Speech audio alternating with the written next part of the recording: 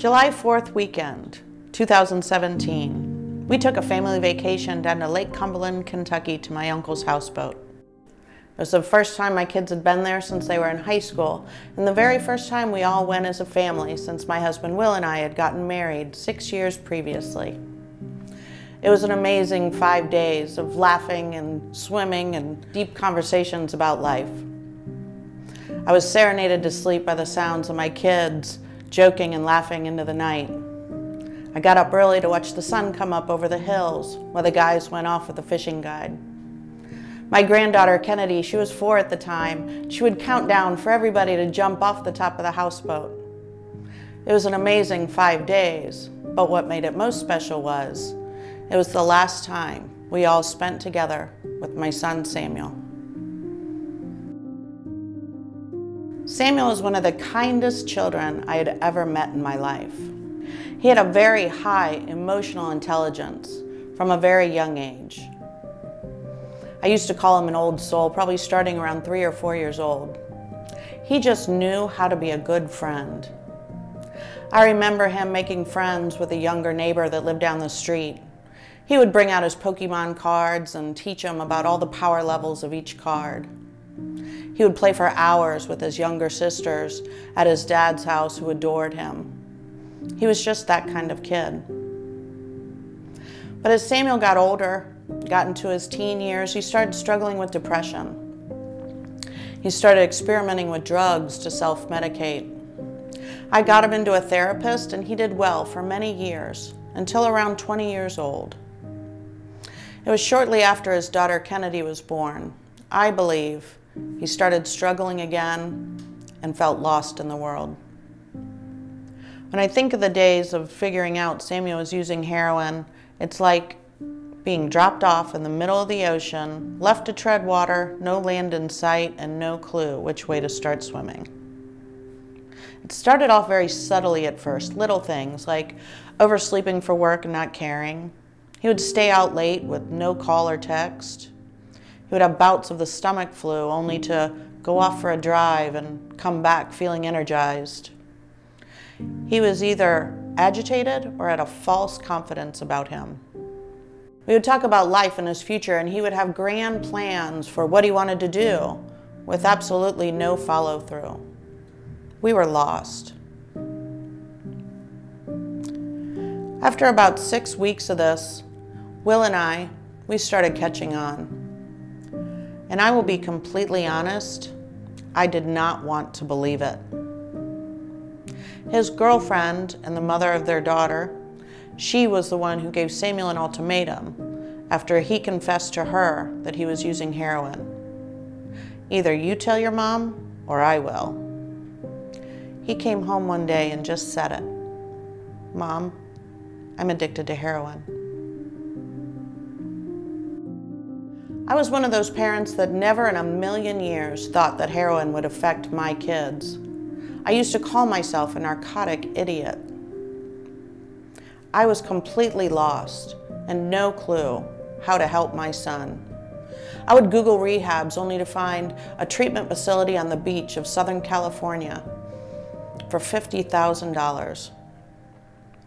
I was floundering with no land in sight. We found a rehab facility that we could afford and enrolled Samuel for detox. I believe it was the patients at this facility that taught Samuel how to use heroin to get a better high. When he entered, he was snorting heroin. Shortly after his 30-day treatment, he was in full-blown active addiction, now shooting heroin with needles. The only time Samuel would ever talk back to me was when he was using heroin. He would be combative and aggressive and fight me every step of the way. It was time for some tough love on my part. It was time for him to move out. But with some persuading between his dad, Will, and myself, we talked him into going back into rehab. Each time he would go into treatment, we would have a 7 to 12-month window of sobriety. There's an unsteady, unreliable calm during this time. It's like I can see a lifeboat off in the distance, but I am not so sure it saw me. After Samuel completed his second rehab stay, He lived at Sober Living for about 5 months, and then he moved in with his dad. When he would come over to visit, I would always be looking for signs to see if he was using or not, asking him questions like, how are you doing on money? Did you go to a meeting today? How's it going finding a sponsor? I would give him home drug tests just to be sure he was clean. I would look at his arms, looking for marks. I would make his favorite meal, always happy when he would eat a second helping. This is a tricky balancing act. Ask any mom that has had a child that has struggled with addiction. As time went on, I got better at knowing the signs when he was using. But even with educating myself, we don't want our kids to fail, not with this. So we still second guess. Did I just see his eyes droop while we were talking? Maybe he's just tired, that's why he isn't eating. He must have the stomach flu. He's not dope sick. But you know, that gut-wrenching feeling that I knew my son was back in active addiction again.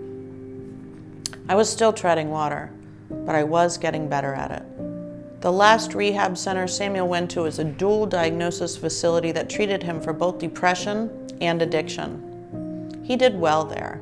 He learned coping skills. I went to visit him on family weekend during his 30-day stay.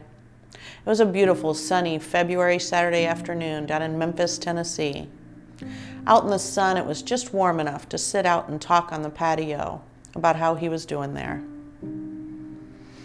That afternoon, he told me how heroin was like a romance to him. He felt euphoric in every stage of using, beginning with the purchase. And I knew the battle he had going on inside of him to stay sober. It was a life or death battle. After his 30-day treatment, I had my happy Samuel back. He was going to meetings and started a new job. We had a rule in our family. I don't care what you do for a living, as long as you are your best while doing it. So he got a job as a server down the street from his dad's house. Life seemed to be going smoothly, but again, that calm, it can be unsettling. It was a late winter morning, about 12 months after his last rehab stay, and I got a frantic call from his dad. Samuel had overdosed. The EMTs were already there. They had given him Narcan. Would we meet them in the ER? I met them both in the ER. When Samuel was calm enough to talk, he made me promise not to tell his boss, who was a friend of mine, about his addiction issues. Samuel was enjoying his new identity as a server and a young person enjoying life, not an addict. He had so many friends at work, young and old. He would tell me about his favorite customers and coworkers. I loved seeing him enjoy life again, enjoy people in his life, hearing him laugh. So, when we left the ER, I told him to call in sick from work that day, and we were going to come up with our next plan to keep him sober. We needed Plan E. You see, he had already been to rehab and sober living, so now we were going to try Suboxone and therapy. And with a friend's help, I made it happen in just a couple of days. I was getting better at treading water. I could tread just a little easier. So that's where we were, July 4th weekend, 2017.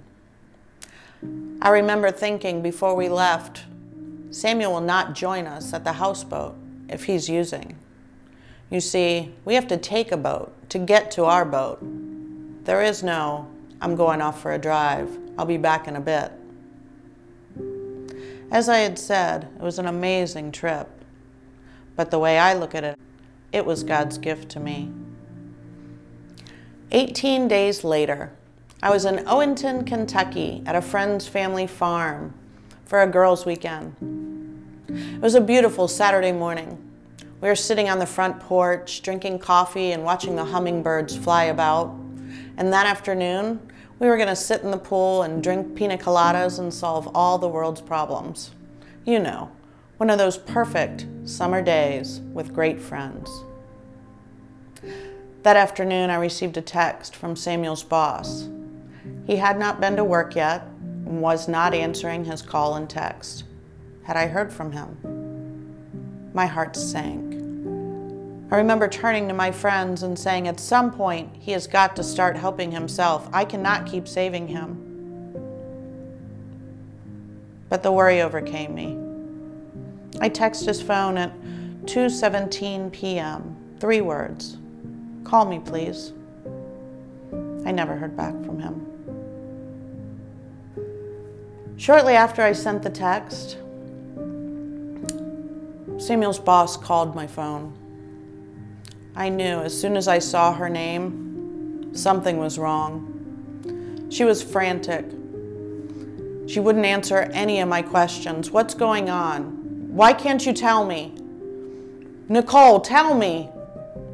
All she wanted me to do was pass my phone off to one of my friends. I passed my phone off. My knees buckled and I